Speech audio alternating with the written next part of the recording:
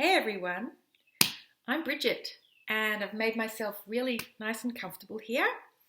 I'm just going to tell you a few things about life, the world, the universe and everything.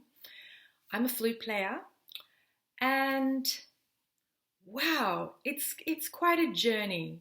It's quite a journey. But one thing I want to talk to you about specifically is how to win a flute audition. How to win an audition in an orchestra that you really want to be in.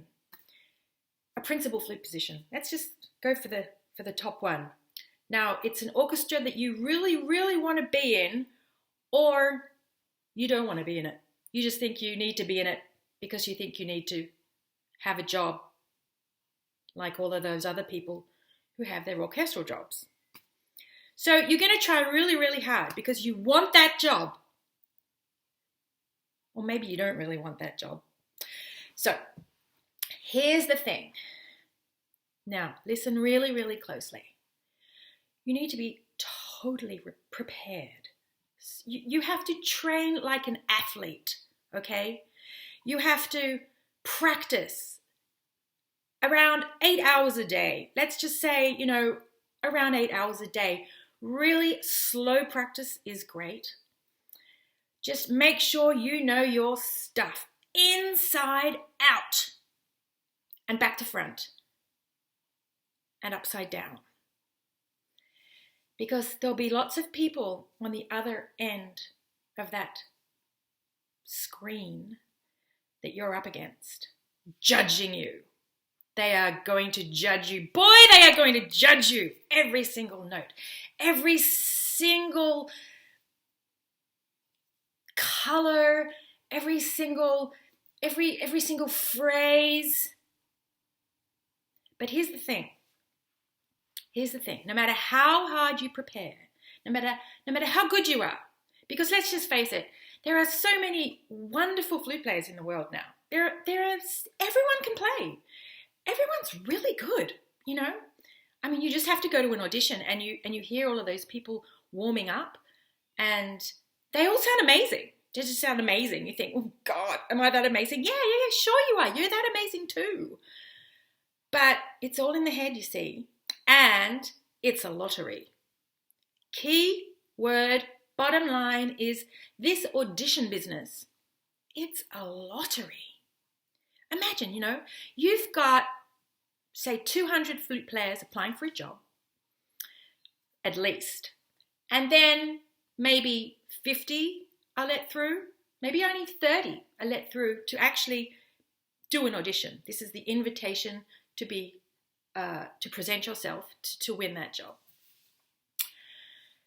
And you rock up to that job, and you probably pay, about a few $1,000s because you've got to get from one side of the world to the other side of the world. If you're aiming for, an orchestra in another country, of course, where you're not located. But independently, even if you're living in Europe and you have to go for an audition in some part of Europe, you are paying money. You are paying quite a lot of money to get there in the first place. So there's that pressure, oh my God, I've just spent money. I've got to win this, pressure. So anyway, you get there and you have to play behind a screen. And it's literally like playing behind a wall. And on the other side, there is a firing squad. There are a whole lot of members of the orchestra and they are ready. Boy, they are ready to shoot you down. But they really, at the same time, they really want to find someone. They really want to find someone for the job.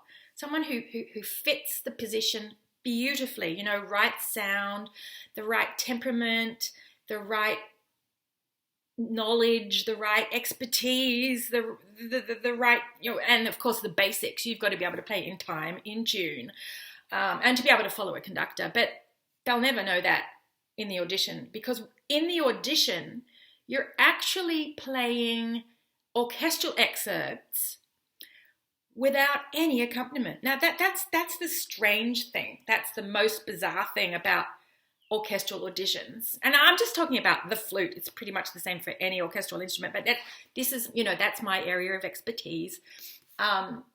So the flute. So when you go to do your audition, and I was saying, in terms of playing your orchestral excerpts, just remember that, and for those of you who are listening who know nothing about auditions, this is probably quite fascinating, the process, learning about the process. So these orchestral excerpts are little tiny bits of phrases, parts of music picked out of orchestral music, and you have to perform them, but without orchestra, so without accompaniment. So there's no piano behind you, there's no orchestra. You just have to imagine, okay? You just have to imagine how that beautiful line goes in Daphnis and Chloe, or, whatever. Midsummer Night's Dream, Brahms 4. You've just got to imagine the orchestra before and during and after, and you're a part of it, and you're carrying the solo line, because it's usually, solo parts that you have to present. But, just remember that everybody on the other side of the wall, let's call it a wall or a screen. It's actually a screen, but for me, it's like a firing squad wall. It's horrendous. And so on the other side, you've got all these people who are also imagining the orchestra. They're imagining everything themselves, and they've all got a different imagination. So, and all these people have to more or less agree on what they hear, because the people who get through to the other round, they have to have the majority of votes, you see. So anyway, let's get back to how you should play, okay? Now, first of all, when you go into tune up, you play your A, and just remember you're playing in a hall that you've never played in before. Maybe you've had a little tiny bit of time to play in there before the audition. Probably not.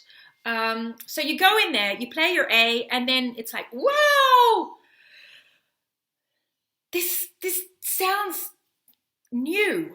It just sounds new. So make sure you take your time to tune.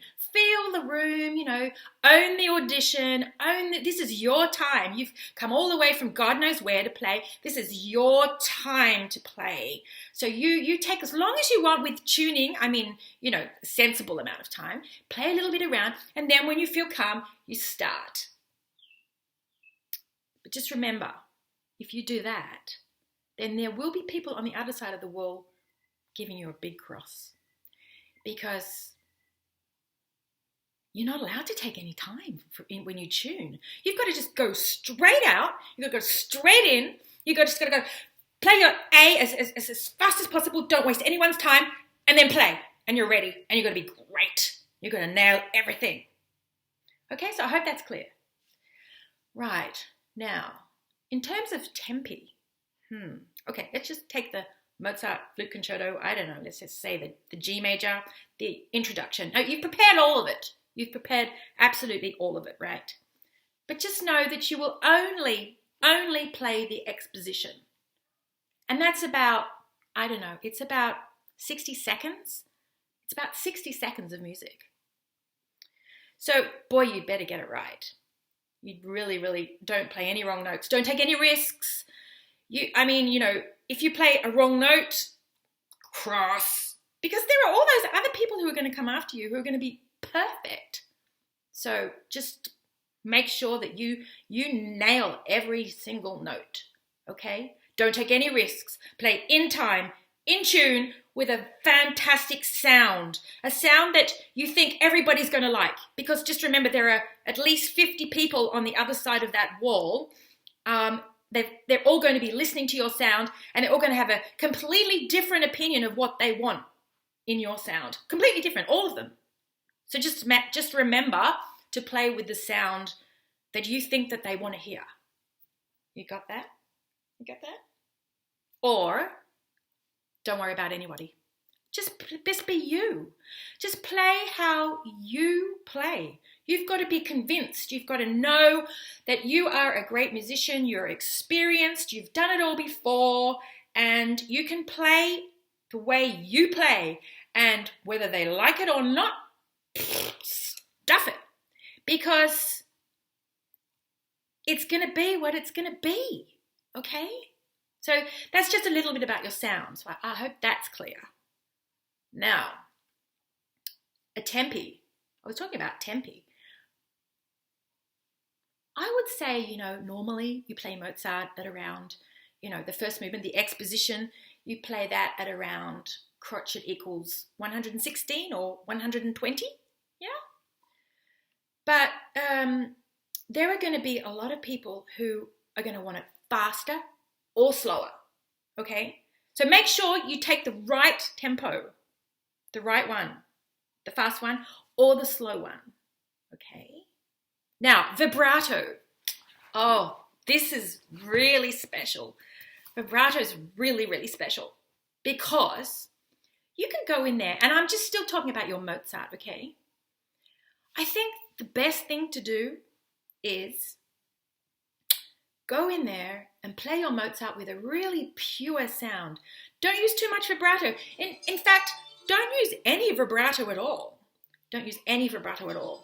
Just play really purely, really in time, in tune, and you won't offend anyone because there won't be any vibrato in it, which is going to be too wide or too slim or too fast or too slow.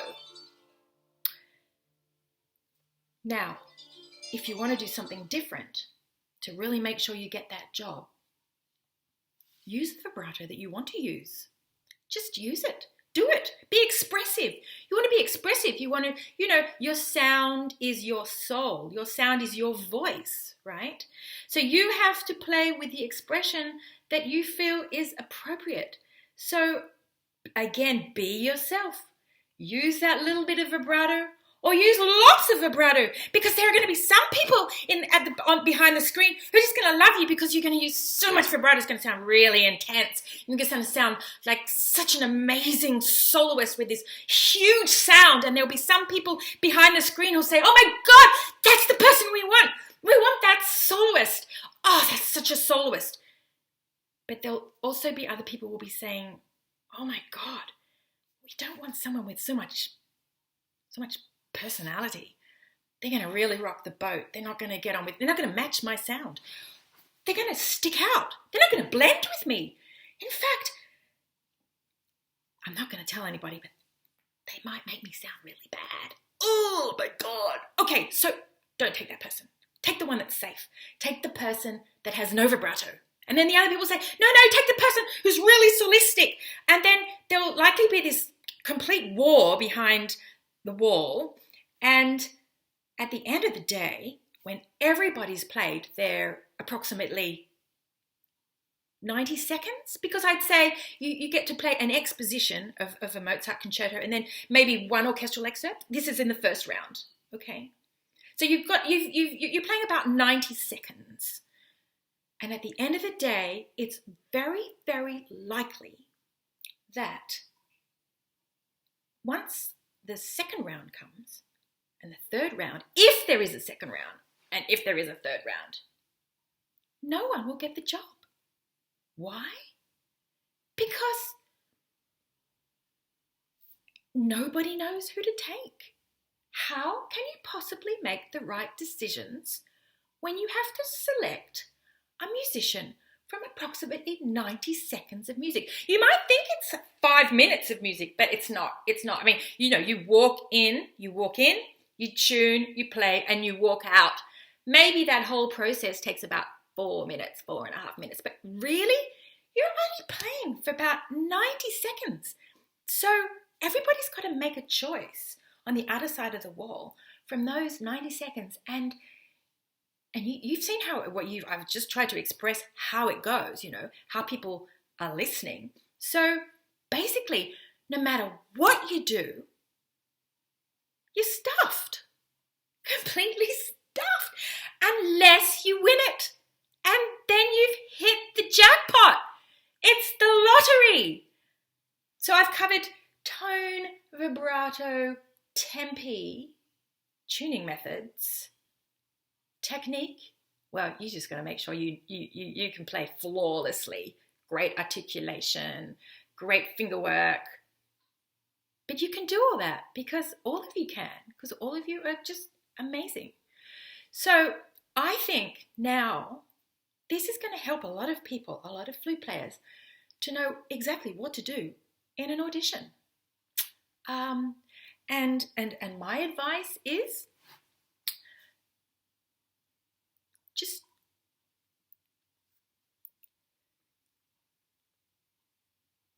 have a go and don't take it personally. Good luck.